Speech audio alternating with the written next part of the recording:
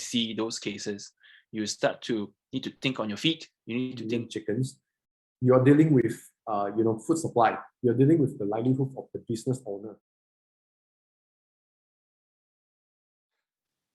Hi everyone, welcome to Lucas Podcast again. Hi, yes, my name is Lucas Chan, and yeah, I'm still alive.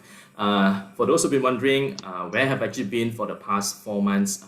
You know that my house was actually affected by the flood, and was kind of a little bit busy dealing with that. And of course, the last few months I was also busy preparing for my A2 students because they're actually going for exam very, very soon. So yeah, but I'm actually back, and today we actually have two very, very special guests. We have Dr. Lim and also Dr. Teoh in the house to talk about the veterinary medicine today. Right. So without further ado, okay, let's get let's introduce themselves, right?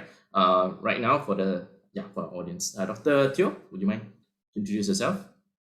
Hi everyone, my name is Robinn Teoh. My full name is Teoh Yong, but people call me by Robinn. I'm actually a veterinarian practicing in Japan now, but I'm also a postgraduate student in Hokkaido University, and I am focusing my PhD in veterinary internal medicine. Lim?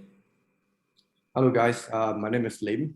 My full name is Lim Zhi Jian. I prefer people call me by Lim. So currently I'm a full-time veterinarian. I'm working in MSD Animal Health Malaysia as a technical services manager.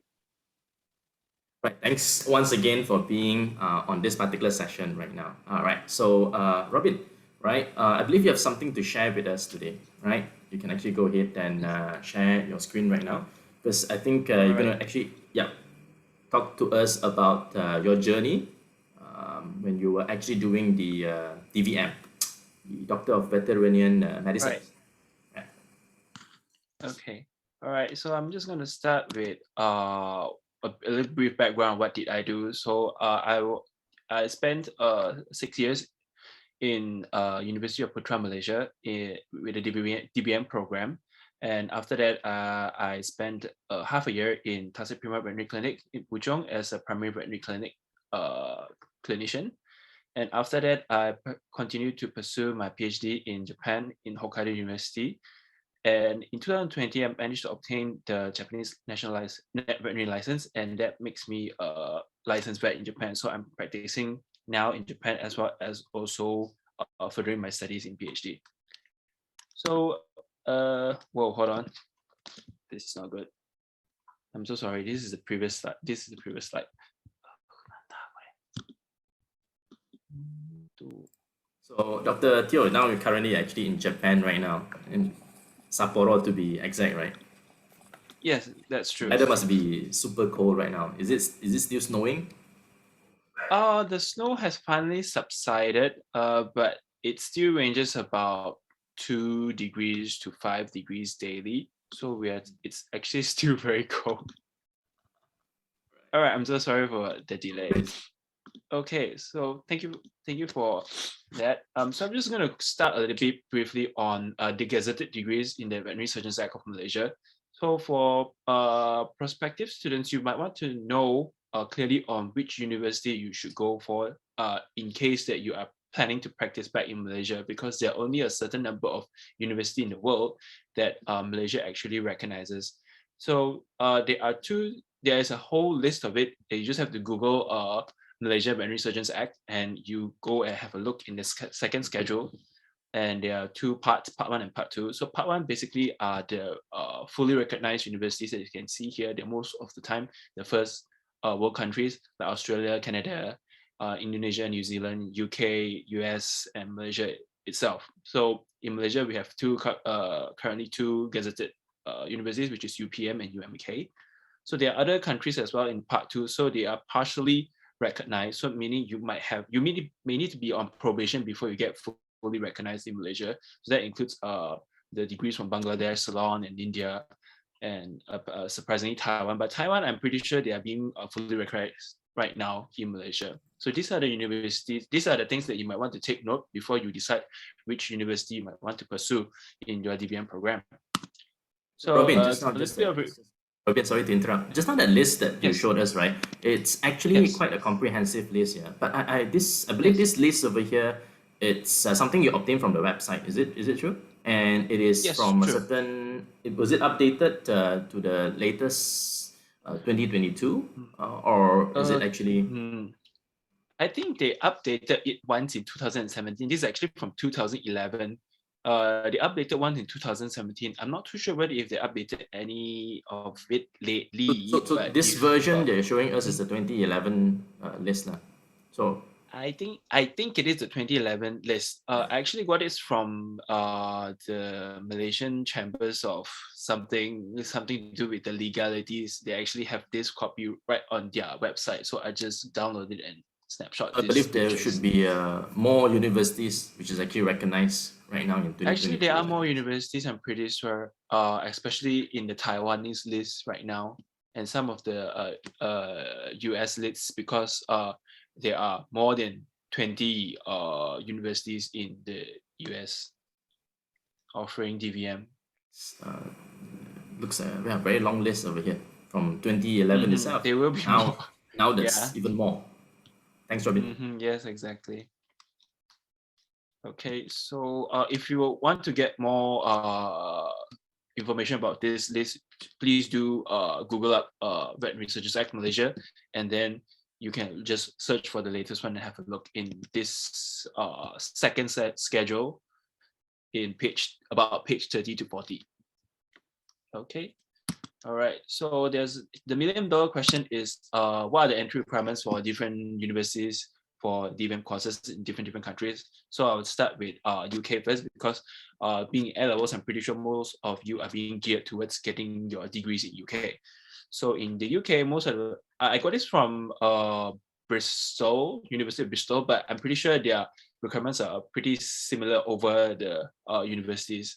So in UK, you pretty much need to get a very good results in your A levels. You have to get like an AAA, which is chemistry plus either math or bio, or math or physics, or bio or physics. And you also need to fulfill your UCAS requirement. I'm pretty sure you know about that. Your personal statements, a bit of essays about yourself, and it would be great if you start to volunteer a little bit on animal shelters or veterinary clinics so that you get a bit of background on what you need to know and deal with and know what to write and plus points for yourselves in UCAS. And of course, in UK, you need a good grasp of IELTS, at least more than 7, and with each with overall 7, but each part you need to get more than 6.5.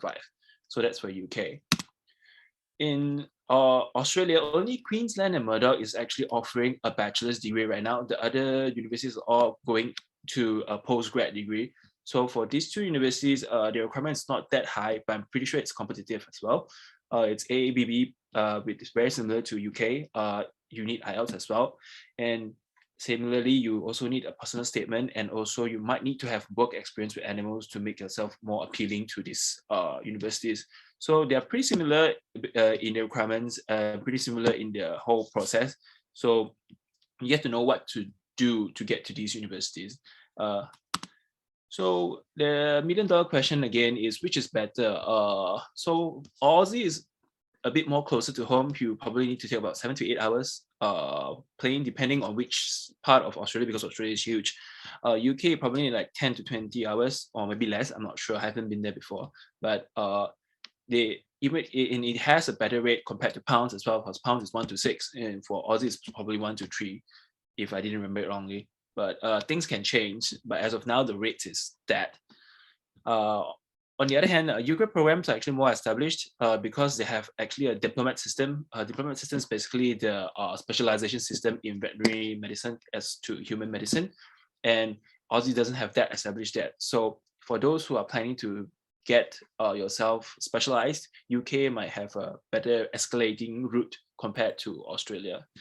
And lastly, UK has more bachelor programs compared to Australia because Australia, like what I've said before, they offer more of the joint graduate program where you take 3 years of bachelor's and plus 3 years of master's so that you can actually get a DVM. So if you are aiming at saving more money and spending less time to get your degree, UK probably is more appealing to you. Robin, Okay. I see that Yes. it's quite competitive. Look at the grades that students need to achieve. And I believe Yes. certain universities may actually require students to go through certain interviews too, right? Because I yeah, would, I would imagine so. I would imagine for so. those But applying, yes, for those applying, they need to make sure that they achieve this grades, right? Like for example, they need yes, these pretty grades over much here. because yeah, because it's you are dealing with medicine, you're dealing with live animals, and sometimes you might also need to deal with humans as well. So you really need to be on your fingertips all the knowledge in life sciences as well as analytical skills. I also like the little note that you put over there, work experience with animals. I think it's important that our students get the exposure early on, Mm-hmm. so they can actually put it into their personal statement, right? So that the application looks better, lah, right? Because like what you Yes, say, it's highly competitive right now. So yes, it is very competitive. it is no longer sufficient that I have a pet dog or a pet cat, right? Well, if you can make it very personal and make it very interesting when you work your way out in the personal statement, I think it will be very appealing to the panels. All right. Thanks, Robin. All right. So now we covered UK and Oz. So I would like to explain a bit on Malaysia. So Malaysia, two universities offered this program, which is in UPM and UMK. They both have very similar requirements. You need to get a CGPA of at least 3.5 in either matriculation as CPM or similar grades. I'm not some of in the websites are not really clear in saying that Malaysian with A levels can apply, because in UMK, even though A level is being stated over there, it's actually for international students. So it was a little vague. So you might need to consult the officers again on your eligibility to apply as an A level student. But being said that, so the requirements are pretty much the same. You need chemistry and biology with a grade B plus, and you also need to at least have a level 3 MUET, which is fairly obtainable. And you also need to pass a prescribed interview. So the interview system has been introduced a few years back in both universities to gauge whether if the graduates are actually not graduates, the matriculation graduates are actually very clear about what they're applying for the DVM program. So that's for Malaysia. And lastly, Taiwan, Indonesia, India, you might need to refer to websites for each university about their entry requirements, because it was really hard for me to navigate them. And in Taiwan, there's actually an international student quota system. So if that particular can get competitive, you might not be able to get into the university even though you are very good. So you might also opt for an education agent so that the whole process can be smoother. And lastly would be the postgraduate programs in US and Canada. So they will need a bachelor degree first, and the whole process in getting into the vet school in US and Canada is very, very gruesome. So you might want to think twice because you need time and money. And for Australia, most of the universities now offer a 6 years bachelor postgraduate DVM program, such as in Melbourne, Sydney, and Adelaide. It is competitive, but I'm pretty sure if you are persistent, you might get through it. So yeah, that's basically the entry requirement for DVM program in general for the few universities that are more popular among Malaysian graduates, I would say. Is that okay? So in that case, I would like to explain a bit more on what you actually do in a DVM program. So I will only put this on UPM because I haven't been to other universities yet. So in the first and second year in the DVM course, you deal with preclinical sciences. So what are preclinical sciences? Preclinical sciences are the basis of your whole career or whole training as a veterinarian. You need to learn about the integrity stuff like the anatomy, from all the little microscopic stuff to the macroscopic stuff like getting your hands dirty and start sawing heads off animals and sawing their skulls to have a look into their brains and stuff like that. So that's the very scientific part. However, unlike human medicine, apart from knowing the sciences behind it, we also need to know about the management behind it. We need to know how to deal with animals, because every different animals have very different temperament. You need to know how to tie them down. You need to know how to restrain them. You need to know how to control them. You also need to study their behavior to know whether if whatever actions or whatever movement they are showing is actually reflecting their current status. Are they in pain? Are they happy? Are they suffering? So those are the things that we actually get trained in our first and second years in preclinical sciences. So to get more on how to hone our skills, we do extramural practicals. We go to zoos, we go to animal pounds, we go to farms, pig farms, chicken farms, goat farms. We get exposed on how the first hand on how to manage these animals, and we get a first-hand experiences on how to deal with them. So it's actually very fun. So on to second and third year, we enter into paraclinical sciences. In the first and second year, you learn everything normal about animals, but in the second and third, you learn about everything abnormal about animals, from the sources of what will cause the abnormalities, and that's why you need to learn your microbiologies, like parasites, viruses, bacteria, fungi, and stuff like that. And you learn how to you learn how to pick up the signs of what happens when they are being affected, and you learn how to find out whether if the pathogens that you suspect are actually what it is. So those are the things that you learn in your second and third year, and you also learn how to know when things go wrong. How do you pick up the sciences when things go wrong, so that you actually can put them into use when you're in the clinics.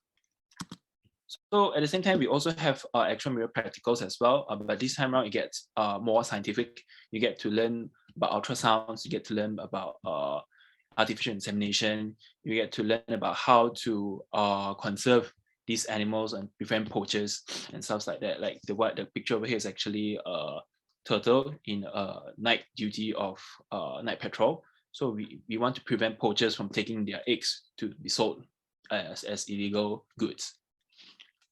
And then on to third and fifth year, it's the clinical years where you start to put everything you have learned in the preclinical and paraclinical years, what's normal, what's abnormal, and you put them into the real life situation. When you actually see those cases, you start to need to think on your feet. You need to think what are the problems causing this disease right now, what are the treatment that you can do, what kind of tests you need to use to actually find out the real cause of this disease, because you cannot use treatment for bacteria and you use an antiviral on it, it wouldn't work. So these are the things that you actually learn in your third and fifth year. So it starts to get more hands-on, and you are basically a junior vet, although you are not licensed yet. So we get to do our things not just with dogs and cats in UPM. We are very blessed. We get to do with horses, we get to do with cattle, we get to do with goats as well. So we get to be exposed to a huge myriad of species of animals, not just cats and dogs. And we also get to deal with avians as well, which is actually the scientific name for birds. So you get to do a lot of different kind of things, because we are being trained to not just treat one species, we are being trained to treat different species. So we want to be a bit more versatile in all our work. And this picture over here, we're actually doing tests on store-bought food.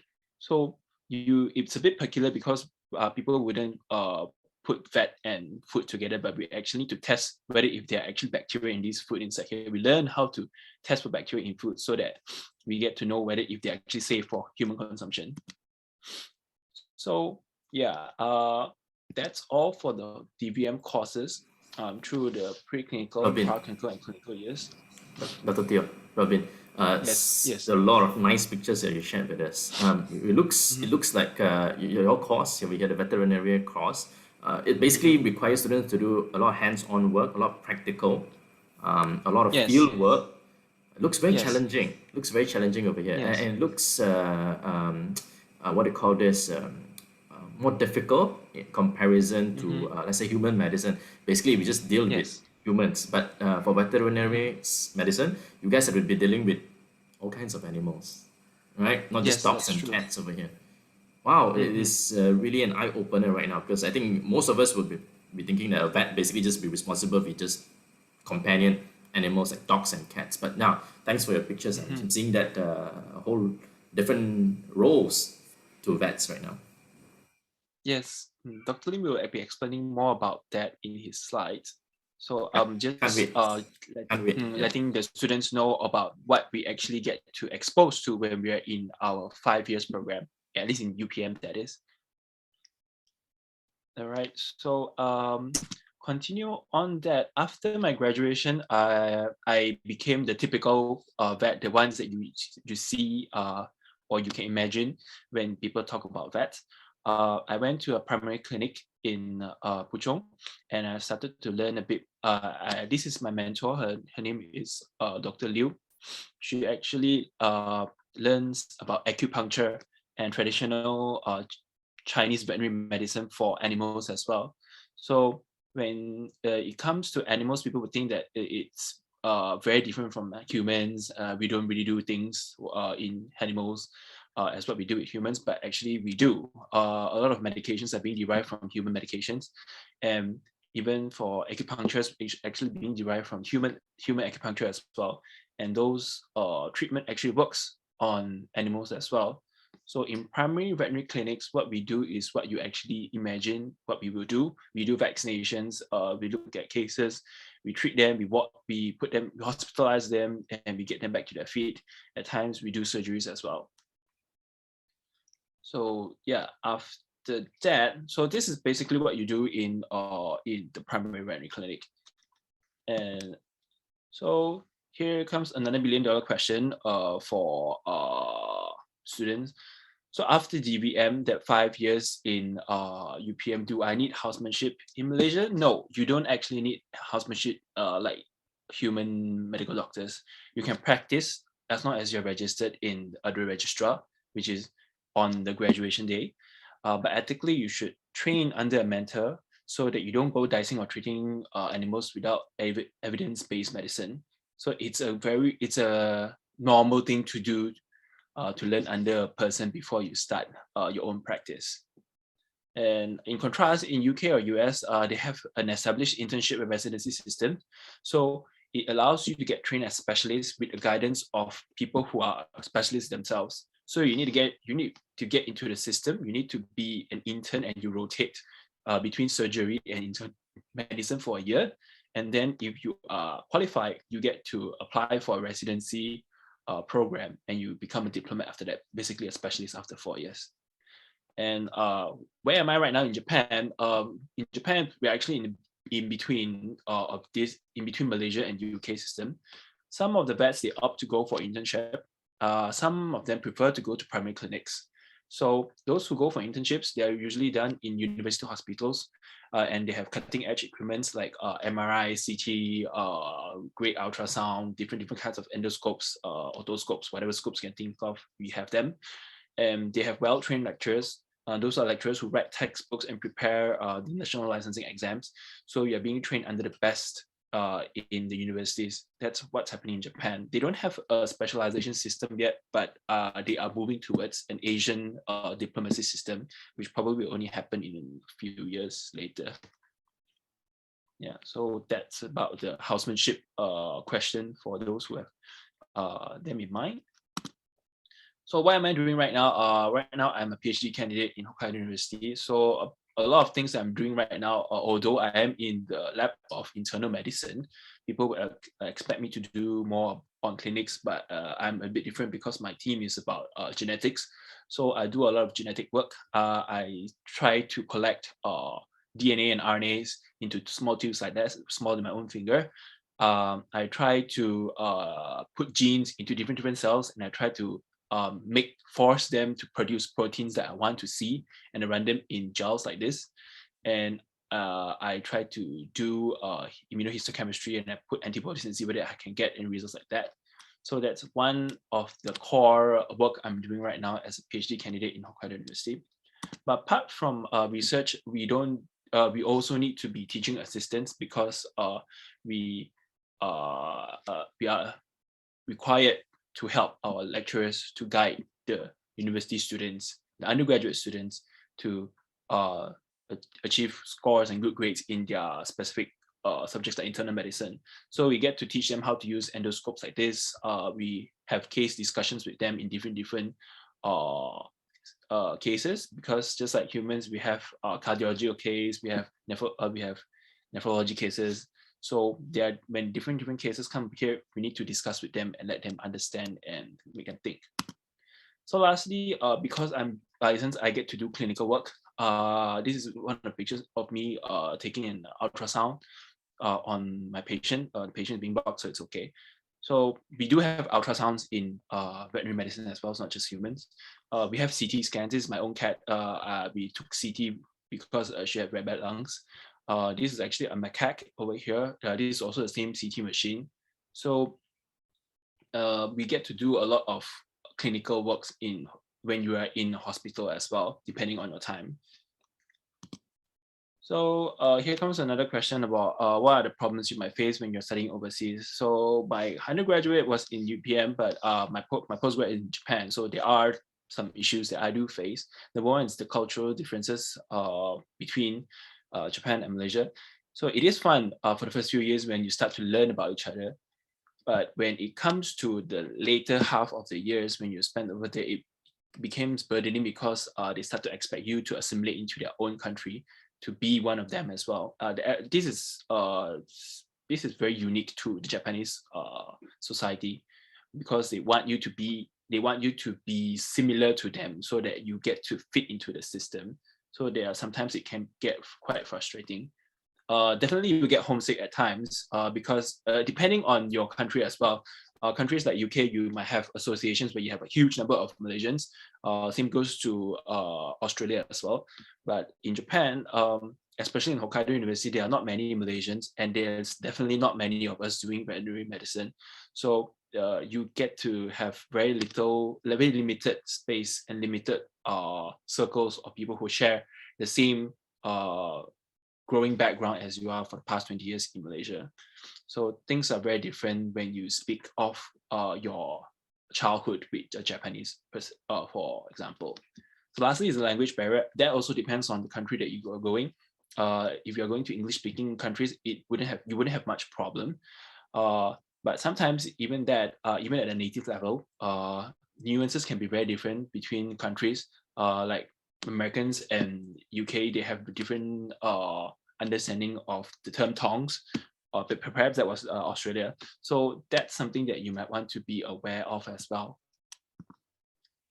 So as a clinician or as a primary veterinarian, as what you can see, usually we deal with animals, which are cats and dogs. So you can start off by training as an internist or a surgeon in general.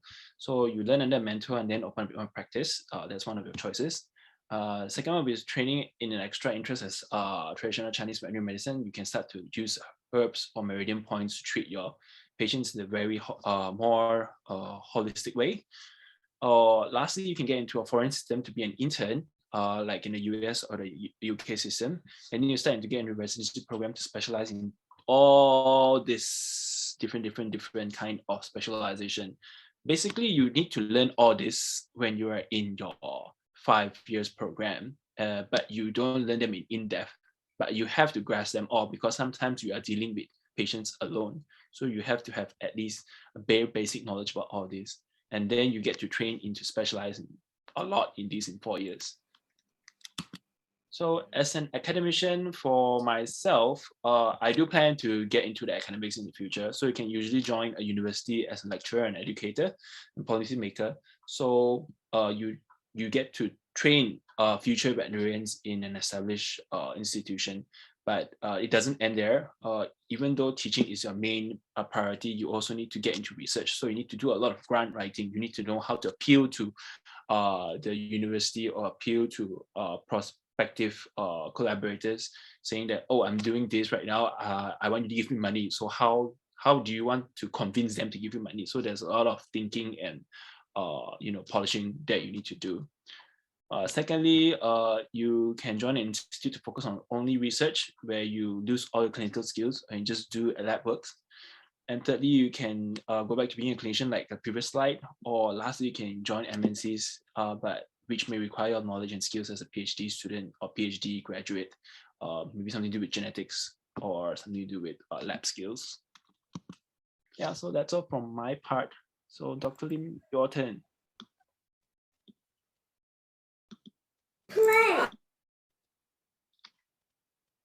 So, Dr. Teoh, apparently there's so much to do in the course, right? There's so much to Yes. do in the course. How do you manage to cram in all those learning that they need to actually be done, as well as all the field work and all the practical work, for this particular course?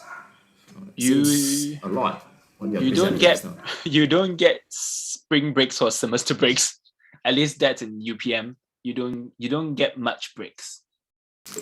I see. Right. So Your breaks are thanks. spent doing extramural practicals so that you get those experiences before you are being let out into the market. Right. Thank you, Dr. Teoh. Thanks. Dr. Lim. So hi again. Hi. Let me share my screen. Dr. Lim actually took a different route after graduation, right, Dr. Lim? Yeah, correct. Can you Right, I will let you introduce yourself. can you see the screen? Yes. Yeah. So great. So hi everyone. This is Lim here again. So I think thanks a lot, Robin, for sharing his experiences in our DVM program, as well as what he's doing right now. So now I'll try to move your perspectives from what he has mentioned earlier. So I'll try to share more about what a veterinarian can do, and what quality will make you a very good veterinarian, and why not you should join us as a veterinarian. Yeah. So let me introduce myself before I go into my other slides. So I'm 31 years old this year. So I graduated in 2015 from the Faculty of Veterinary Medicine, UPM. So once I've graduated, I worked in a local pharmaceutical distributor for 4 years as technical and product manager. And after that, I changed my career into a multinational company. So now I'm actually working in MSD Animal Health Malaysia as a technical service manager that is mainly focusing in the poultry industry. And I joined this company since 2020. And I pursue myself in further study. So I was lucky enough to have my master in business administration graduated earlier this year. So now I'm having this MBA, and I'm certified as a professional marketer as well by the Institute of Marketing Malaysia. So I think Robin has mentioned quite a lot of things just now, because in the DVM program, we learn a lot of things, not just cats and dogs. We learn all of the species, but it's just that what you're aiming to be when you graduated as a veterinarian. So I want to share a very funny memes here. So as you can see here, there are 6 pictures, and from the top left picture, you can see what my friends think I'm doing. They might think you are offering a tender love and care to all the animals, and maybe the second picture, your parents will think you're always in a high stakes situation. You're doing surgeries, you're in the ICU to save all the animals, every day. And the society might think a vet, they must love animal. They will treat your animal, and then they will answer all your questions when your animal has problem. This is what the society think we are. And you can see the bottom left picture, you can see what the clients think we are doing. When they look at you, you're treating the animal, they might think that you're handling the animal without love. You're just treating them roughly, because they do not know what we are doing. And maybe I think myself as I'm a superhero because I love animals and I treat all the animals. Yeah, but basically what I really do is that we are dealing with sometimes we're dealing with fierce animals, we're dealing with crazy animals some of the day. So this is some perceptions from the different groups of people that in our life. And I think one misconception that I always face, even myself, before I entered the university to study a DVM program. As you can see here, this is actually, I screenshot last night what I've Googled, veterinary career. You see, I would say 95% of the pictures here, they show cats and dogs. But actually, as a veterinarian, the career prospect is actually broader than all of you could think. Because as a veterinarian, we learn all the species and we have a lot of knowledge. And in my following slides, I will let you know what are the career pathways that we can take after you have graduated as a veterinarian. So it is actually very diversified as a veterinarian. So from here, I would like to categorize them by the nature of business or service. So you can see here, other than what Robinn has presented just now, as a clinician, as a small animal practitioner, as an academician in universities, these are some of the sectors that we can work in. You can work with livestock integrators, genetic company, even wildlife and exotic sector. You can work with the government, of course, and last but not least, the pharmaceutical industry. And you can also categorize them by sector. You can work with poultry, avian, or you can say all those chicken, birds, and other species of avian animals. And of course, secondly, swine, pigs, and ruminants. We have equine, aquatic, companion animal, like what Robinn mentioned just now, and as well as wildlife and exotic animals. And you can see here, it's we are very diversified, and we are not just treating cats and dogs, as what people have perceived over the years. So over these slides, I'll present to you by different sectors. So the first one I would like to talk about is livestock integrators. So you can see here, if you're working with farm integrators, they can be poultry, swine, ruminant, and aquatic. This means that you're producing food animals. So all your chicken, your pork, your meat, and your fish, these are farm animals. So these companies you can see on your right-hand side, some of them you might be familiar with, QL, CP, and Tyson Group, Farm Fresh, of course. So all these companies, they hire vets to take care of their food animal in order to have good production, to provide food to maybe domestically and internationally. So as you can see here, the career path is that you can be a farm manager, you can be a technical manager that manages the internal affair of their technical know-how in the farms. And of course, when you have more experiences, you can be a head of veterinarian. And when you pursue further study, you have an MBA in management, maybe in HR or maybe some other corporate governance. You can be the general manager of this company. Maybe in a particular country, you'll be the country manager. Yeah, so this is the career prospect that you can get when you work with a livestock integrator. They can be a local company or they can be an MNC. So when you are looking at this livestock integrators, when you are looking at this career pathway, you need to know a lot of things. So these things are not just what you learn from the DVM program. You need to know the management of the farms, and if you want to be a manager, you must manage people. So this is where the soft skill come in to for you to manage people, and you need to manage the performance of the farm. And of course, when you see problem, you need to improve all these things. So process improvement is also very important in the farms. It may sound very complicated.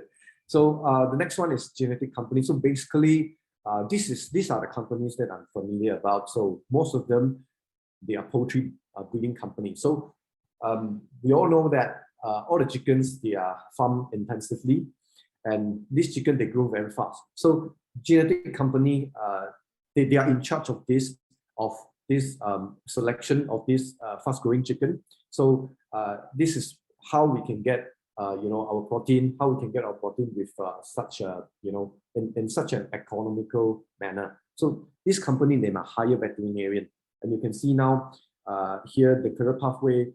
They can hire you as a technical veterinarian, or they hire you as a sales or marketing veterinarian. And of course, when you have more experience, they might hire you as a regional head. Then you might need to cover more than 10 countries or 15 countries in the Asia Pacific region. So this is also a very good career prospect if you are working with a genetic company. So next one, government. So I'll only explain what is in Malaysia, because this is the country that I'm working in right now. And of course, Department of Veterinary Service, it's very important in Malaysia because they regulate the industry of the veterinarian and the related industry like poultry, the ruminant, aquatics, and the relevant products that they are using, like the medicine, the pharmaceutical products. So if you're working with the government, of course, you will be governing the industry, and you are one of the policymakers. And of course, when it comes to the registration of products and the use of the products, you are the one that need to regulate the product use in the industry. Like we don't want, the extra use of this antibiotic into our food animals and things like that.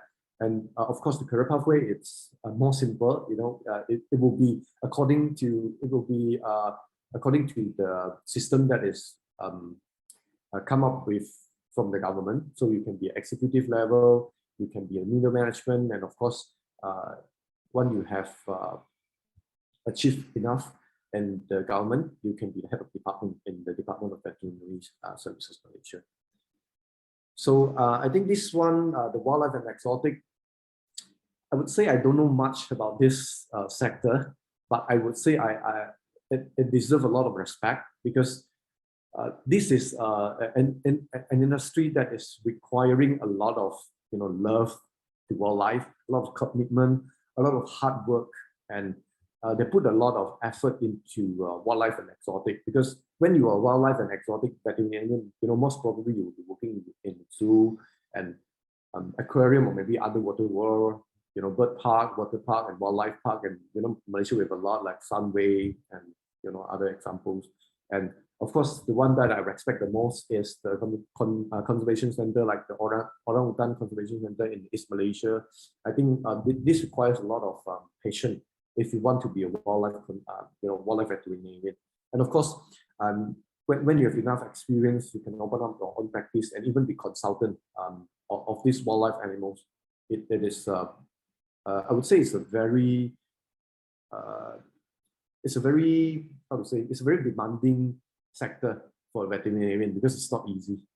Even for me, I think it's a very respectable job to be in this industry.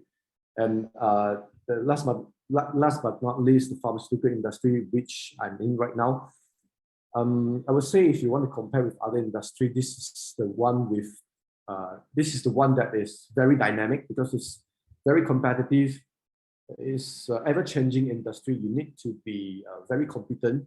You need to know your skill, your technical knowledge. You need to know your commercial knowledge. You have to cover sales, marketing. You have to do a lot of stuff. Yeah. So if you want to work with pharmaceutical industry, it can be a livestock. They can sell livestock product, or they can be a companion animal product. So I simply categorize them into these few categories. They can sell feed additives that they use in our livestock, our food animals, like maybe probiotics, organic acids, all those vitamins and toxin binders. So this may sound very strange to you guys, but this is what we do in food animals as well. So some of them, they are feed manufacturers, and this is the company that I'm working in. We are selling vaccines and drugs for all kinds of species of animals to ensure the health and to make sure there are no economical losses for this farm, so that we can ensure constant food supply. And a test kit company to under this COVID situation, I think I don't need to explain what's a test kit now. Yeah. For career pathway, it's almost the same as the genetic company that I mentioned earlier. So you can be a technical veterinarian, and when you have your when you are bored of being a technical veterinarian, right, you can pursue a higher position in this industry, because normally in our industry, technical is more inferior if you want to compare with sales and marketing. And of course, when you're establishing your portfolio along the way, you are good enough, you can be a regional, maybe a director in the whole region. So I think that is a very demanding job as well, because you have to cover a whole lot of stuff, and you will be packed with meetings. You'll be packed with meetings, every single day. So these companies, they can be a local and MNC.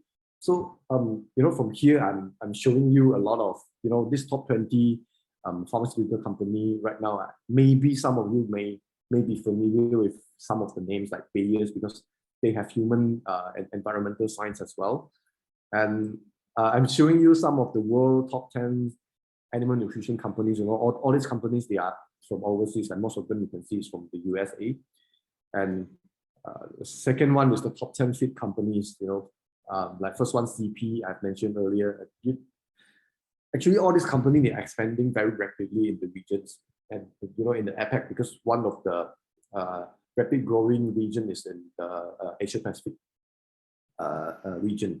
So you can see some of these companies, they are hiring every year. So when you want to be a veterinarian, this might be one of the good industry that you would like to apply in.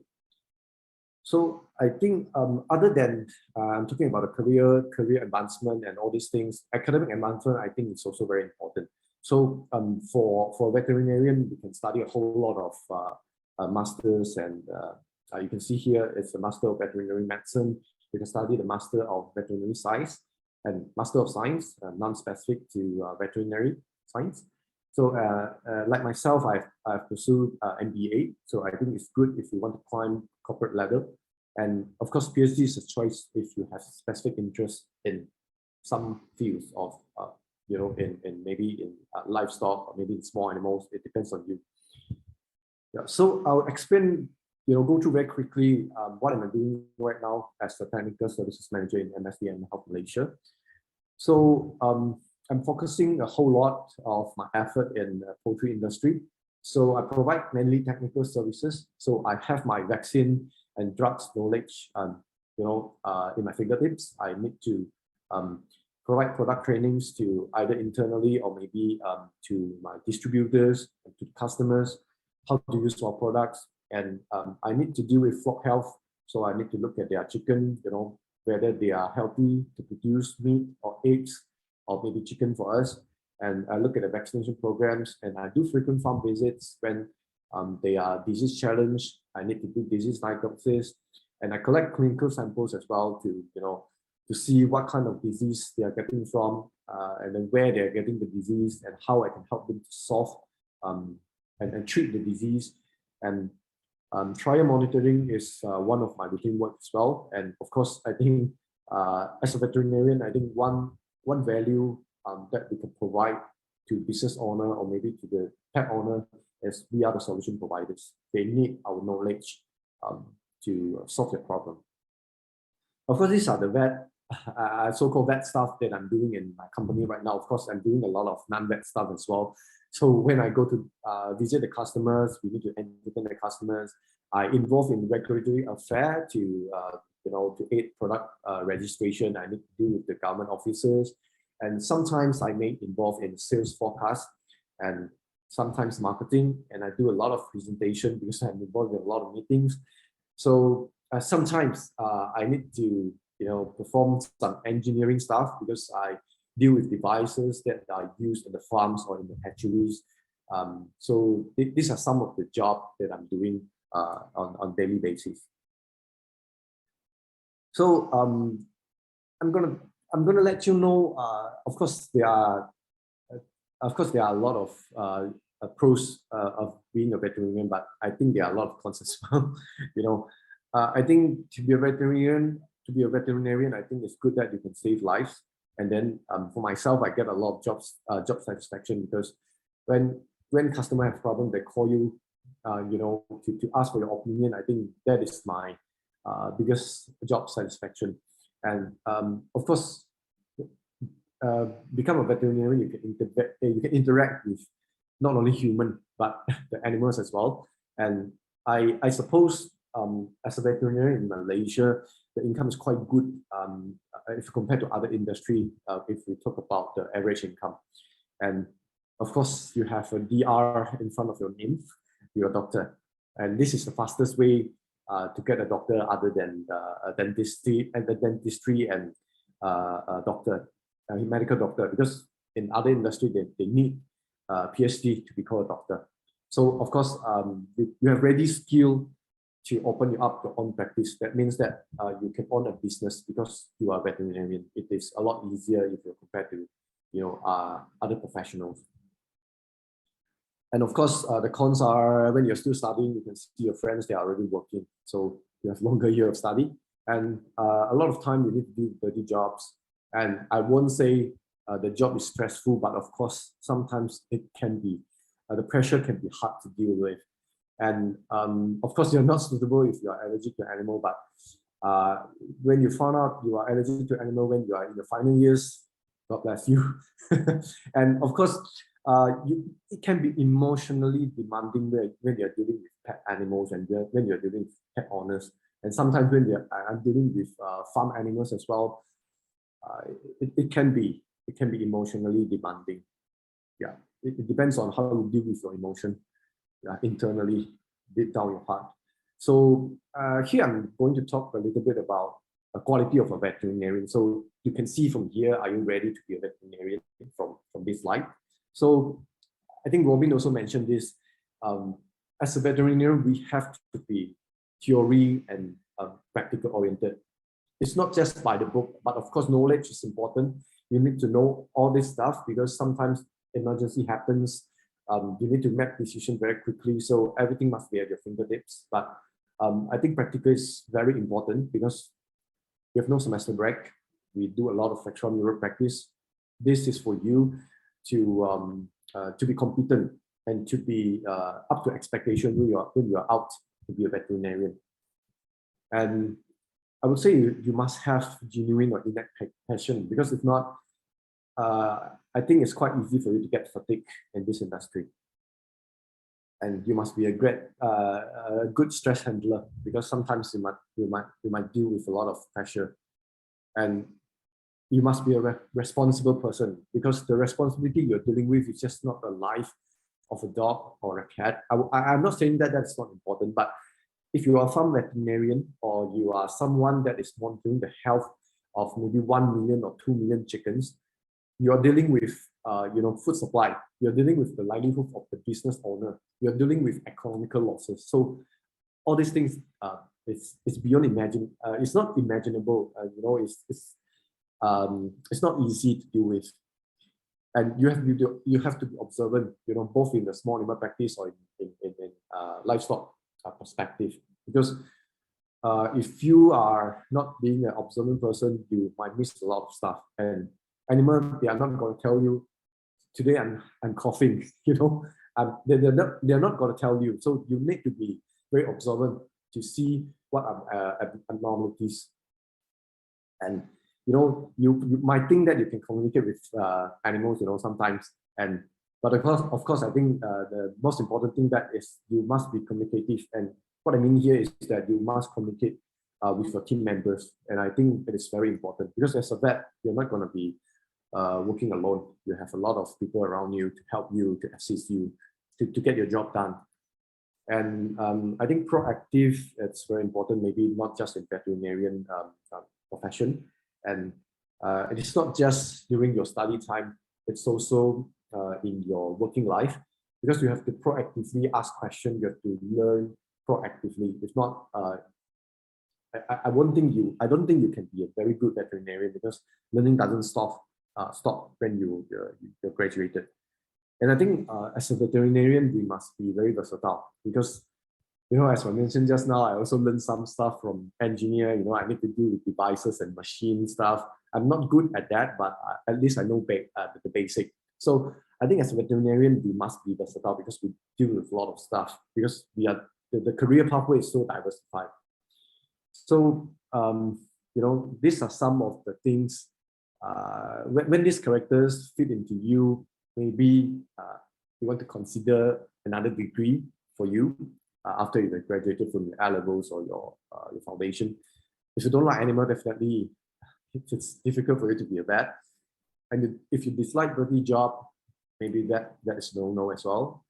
If you had difficulties, if you shy away from change or challenge, because our industry can be quite dynamic, and if you are poor in handling stress, maybe you should avoid being a vet. And if you love comfort zone, I would say maybe also vet is a no-no. Yeah, these are some characteristics that I would advise you to rethink if you want to be a vet, because you see, we have to work with chicken. This is not a very comfortable environment, although it's for the chicken, but for human to work in this kind of environment for a long time, and you have to walk in between the pens of pigs. You have to do farm visits, and you are a farm veterinarian, you have to be in the farm. And of course, this is the most respectable job that I mentioned earlier. You work with wildlife and your the conservation job. This requires a lot of passion. And this is a very disgusting picture that I'm showing you now, because I'm saying these are the 30 jobs that we are facing every day. Yeah, if you're lucky enough, maybe you won't face it in a month, but sooner or later you're gonna get it. But I would like to share with you the outlook of a veterinarian as of now, from all the different careers that I've shared earlier. Because of the population growth, we are forecasting that to be 9.7 billion in 2050, and the demand of food is increasing, and the demand in companion animals is increasing. And when you look at this graph, as a global animal health market revenue from 2019, of course, is forecasted until 2030 in USD billion. You can see that the compound annual growth rate is very good.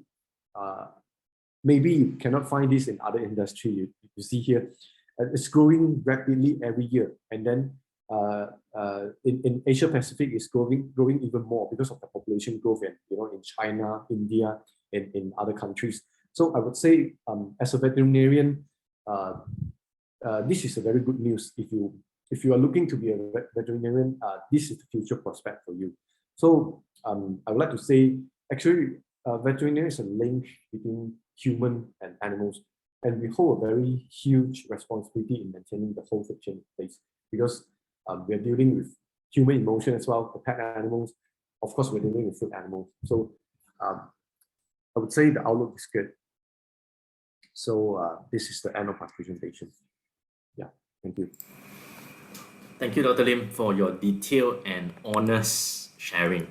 Because your slides over there contains a lot of details. I'm sure that our listeners and our viewers would appreciate what you have just shared with us. Right? So I like the part where you actually shares with us the long list of other possible fields our graduates can actually end up to. Right? So like for example, yourself, you're basically in the what do you call this, the other fields compared to, like, for example, Dr. Teoh right now.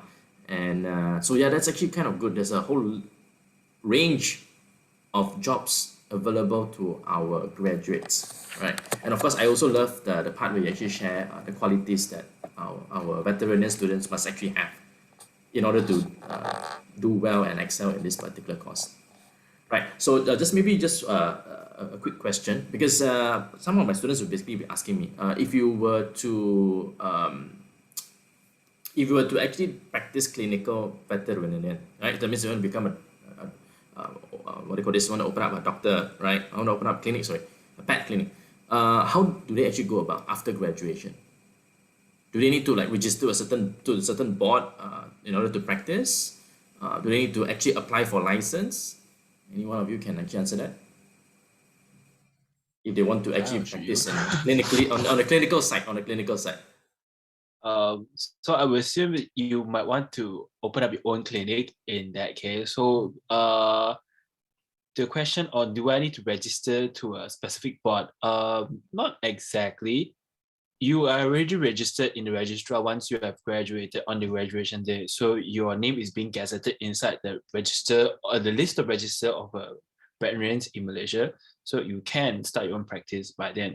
But what you need to need to prepare is the bureaucracy behind it, because once you want to start own practice, you need to have a lot, shop lot maybe, because you might want to get your place in a very strategic area. There are some veterinarians that start their practice in their home, but it's very unorthodox and it's a very old practice. So current practice is you get like a place in the shop lot, and that's when you need to deal with a lot of bureaucracy with your current town council. Like for example, when I stay in Subang, I might want to deal with MPSJ.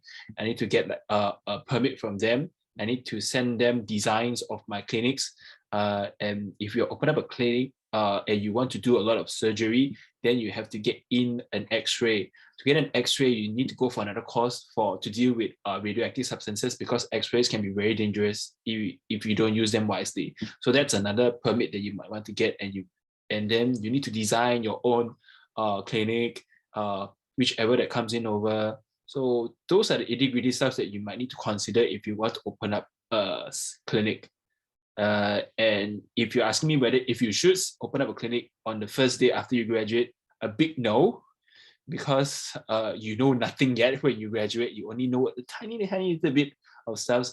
Just 5 years of training with 2 years of with 1 year, actually 1 year of clinical experience, it's a no-go to get your own practice. So what you should do ethically when you have graduated is to train under a mentor. The vet world in Malaysia, at least the veterinary world in Malaysia, actually the veterinary world in anywhere, even in Japan, it's actually very small. You just have to get a recommendation or get an introduction from your seniors when you're a student to get into a new job when you freshly graduated. Like what Dr. Lim have said, you have to be very communicative. So put them into good use. Start to reach out when you're during your fourth and fifth year. Join conferences, volunteer in any conferences, or volunteer in any workshops that can happen in your own university. That's when you start to approach people in the industry, the people who are actually practicing. Start to chat up and let them know, oh, I'm a fifth year student, what are you doing now, blah blah blah, stuff like that. Build your network, and then people will start to take note and they will start to offer, because people in the industry wants fresh grads as well, because we are the ones who will put in the hours. We are the one who doesn't mind doing the dirty jobs. We are the ones who want to get experiences. So let them know that you exist, and then offers will come in really soon.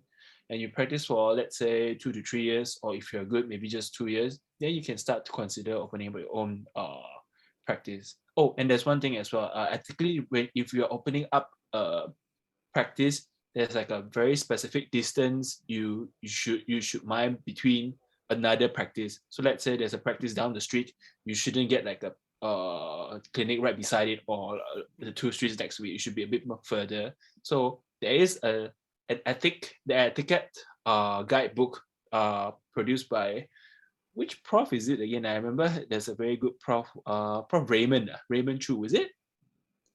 He was a swine. Yeah, I think Raymond Chu. He built that the etiquette. You should have a look at it if you want to consider getting a practice by yourself. Yeah, that's nice. Do vets needs to go through a certain renewal course on an annual basis?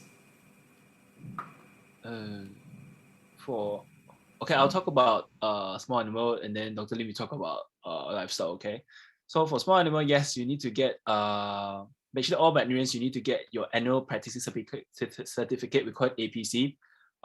For small animal veterinarians, there's a specific, now actually for both, there's a specific set of points that you need to get every year by participating courses to hone your skills, because it's part of what we do. We need, like what Dr. Lim have said, we should be learning forever. Your learning doesn't stop. So there's a system that actually governs that, and you need to prove every year by submitting certifications from different workshops to the council and saying that, oh, I have taken this number of hours of continuing education training, and I am renewing my certificate. So that's for small animal. What about livestock, Dr. Lim? Yeah, it's actually the same, because for us to practice, legally in Malaysia, our name and we must get our annual practicing certificate, and our name must be registered in the It's called the Malaysian Veterinary Medical Association, or I think previously known as the MVC, Malaysian Veterinary Council. So there is one system, it's called CPD. Point system is the continuing professional development system. So every year they will set you must get points in order to continue your practice, in order for you to renew the annual practicing certificate. If I'm not mistaken, it's I think 50 or 60 points. Yeah, so you need to attend seminar, you need to go to conferences, symposium, exhibition. It depends. The duration of the course, and then you can get a CPD. So need not to be worried, because there are a lot of CPD points for you to collect when you are in your veterinarian working life. Either you're small animal vet or your livestock vet. There are a whole lot of exhibition and conferences for you to attend. So in Malaysia, we are governed by this system, by NDC. Just a little extra. Livestock veterinarians get much easier points than small animal practitioners. Yes, yeah, because we have a lot of conferences overseas. Last time we used to travel to overseas to join exhibition and conferences, but now all of them are online. So yeah, it's relatively easier compared to a companion animal. Yes. Just online still got points, right? Joining online is still online credit points. Yeah, of course. That's good. That's because you still learn. It's just virtually. Yeah, but I think just a little extra. But I think during MCO and COVID time, they let us renew without the CPD points, without the needs to collect the points, because we know it's very difficult for us. And then most of them, they are not organizing webinars. Yeah. Because it's not so profitable for the organizers to organize anyway. Yeah, it's not easy. All right, thank you very much, Dr. Lim and Dr. Teoh, right, for today's session. I've actually learned a lot. I think I've been educated for the last 1 hour or so because my knowledge on this particular vet is actually very, very limited. I bring my dogs to the vet once a year and I bring them back. That's about it. I appreciate your time to spend on this particular podcast over here to explain all the career pathway to all our students over here who's interested to this particular course. What I gather is that this is a very competitive course, and the grades is a must, but at the same time, our students need to be very well rounded off. As you can see, I think Dr. Lim has explained on the career pathway on the commercial side. You need to not only do the vet stuff, you also need to do the other other organization skills is going to be necessary for you to actually do well in the industry. So perhaps maybe any last advice to our potential students who wants to actually apply for the veterinary science or veterinary medicine, Dr. Lim and Dr. Teoh? Any advice to our prospective DVM students? You want to go first? Sure, no problem. I think thank you, Mr. Lucas, for inviting me to be in this podcast session. I think just one very simple sentence. If you want to join vet, I hope to see you as my junior in the future. And I think this is very competitive. I think a competitive course, but I think if you like animals, you should try. As for me, don't be disheartened if you don't have all the qualities that you've seen in the slides, because 5 years is very long. You develop skills. There are programs that facilitate you to become a veterinarian that you should be. It's whether or not you are willing to take out that step and get out of your comfort zone. I think that's very important, as what Dr. Lee have said. Because you have to be very flexible in this career. So if you are a person who thinks very straight, this might not be the best career for you, but don't be disheartened again. Just step out of that comfort zone and have an open mind and just try to learn as much as you can. And then you can be a very great veterinarian, in my opinion. Right. Thank you once again, Dr. Lim and Dr. Teoh, for your sharing session today. I'm sure our listeners, our viewers will appreciate this. So, if you have any questions, questions from both Dr. Lim, okay, there you go. Dr. Teoh's cat is actually, yep, Bye bye. in the picture right now. Hello, what's his name? What's her name? Is Her name is male or Luna. female? Ah, I see. Female. I see. Hi, Luna. Right. So, yeah, thank you once again for your time, Dr. Lim and Dr. Teoh. So, if you have any comments, please be sure to actually put it down, right, in the comment sections. I will actually get Dr. Teoh and Dr. Lim to actually reply on them if they're actually relevant, right? So, once again, thank you very much, right, for your time, Dr. Lim, Dr. Teoh. Thank you very much, right? I'll see you in the next one. Thank you. Bye-bye. Bye.